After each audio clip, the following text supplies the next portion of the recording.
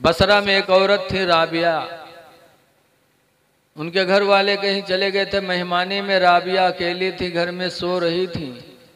चोर को पता लग गया कि राबिया अकेले हैं, तो चोर पहुंच गया चोरी करेंगे। चोरवो तो पता लगा रहा था कि घरे को है को नहीं है, पहुंच गया।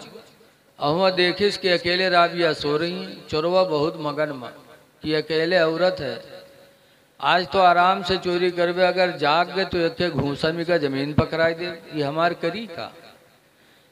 राबिया सो रही थी, चोर पहुंचा, राबिया के घर का माल तलाश करके चादर में बांधा और बांधने के बाद उठा के गठरी सर पे रखा।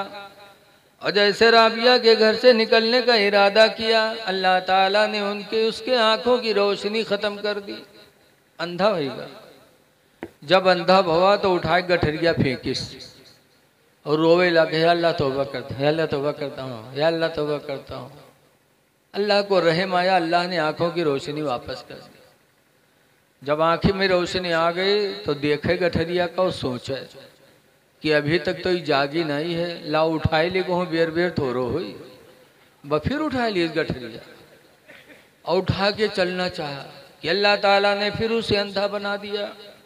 जब दोबारा अंधा भवा तो फिर फेंकिस और फिर तौबा किया, या अल्लाह अब जिंदगी में कभी चोरी नहीं करूंगा, या अल्लाह आंखों की रोशनी वापस कर दे। अल्लाह बड़ा रहीम करीम है। हदीस में है कि जब इंसान एक मर्तबा या अल्लाह कहता है अल्लाह, तो अल्लाह ताला 70 मर्तबा कहता है या अब्दी ऐ मेरे बंदे, या अब्दी ऐ मेरे बंदे, तू बोल कहना क्या चाहता है। अल्लाह कितना मेहरबान है। अल्लाह दे माफ कर दिया, माफ कर दिया, आंखों में रोशनी पलट आई। तब उसने रोना शुरू किया, कहा या अल्लाह जिंदगी गुजर गई, बड़े बड़े घरों में मैंने डाका डाला, ऐसी मुसीबत कभी नहीं आई, और आज इस घर में तन्हा एक औरत सो रही है और चोरी करने पर मुझे कुदरत क्यों नहीं मिलती।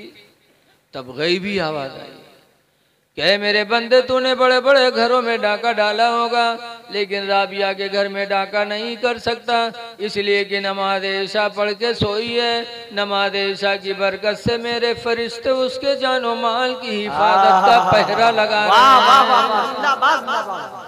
जिस घर में मेरे फरिश्तों का पहरा होगा उस घर में तू चोरी कैसे कर सकता है।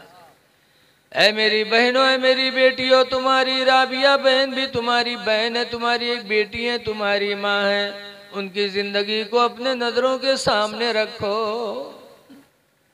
बड़ा मर्तबा ऊंचा था राबिया का, अल्लाह की याद में बिल्कुल फना थी राबिया। एक दिन बसरा में एक बुजुर्ग थे इमाम हसन बसरी।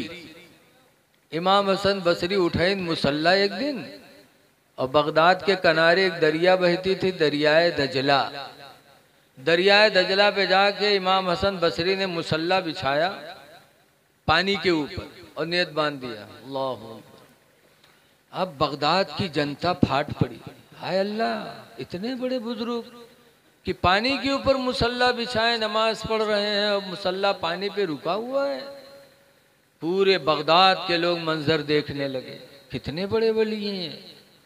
राबिया को पता चला, राबिया को जला लाया, उठाया मुसल्ला और गई और इमाम हसन बसरी के सर के ऊपर फिजा में मुसल्ला बिछा के और नमाज पढ़ना शुरू कर दिया। अब लोगों को और हैरत हुई, अरे हसन बसरी का मुसल्ला तो पानी पे था, पानी पे कोई कपड़ा डाल दो, थोड़ी देर तक कपड़ा रुकेगा, भीगेगा, तब अंदर जाएगा, बोलो। और फिजा में मुसल्ला बिछा देना और फिर उसमें नमाज पढ़ना। लोगों ने कहा रे राबिया का मर्तबा तो हसन बसरी से भी बुलंद है। तब इमाम हसन बसरी नमाज खत्म करके डांटते हैं, कहते हैं राबिया फिजा में तूने मुसल्ला बिछा के नमाज पढ़ा।